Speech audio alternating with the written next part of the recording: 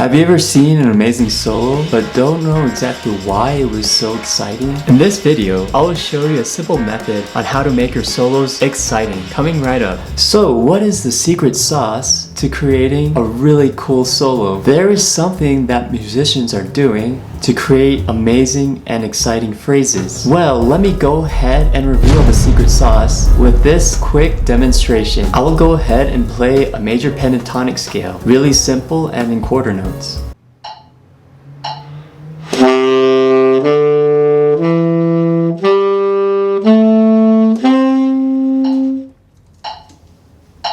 Now I'm gonna play the major pentatonic scale in the exact same order. I'm not gonna change the order of the notes, but I will change some things. Let's see if you can find the difference.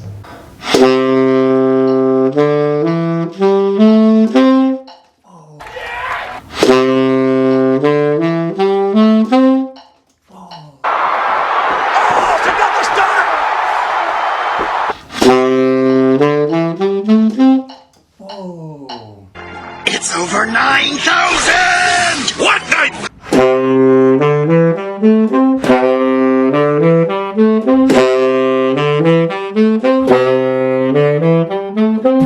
I got sunshine on a cloudy day.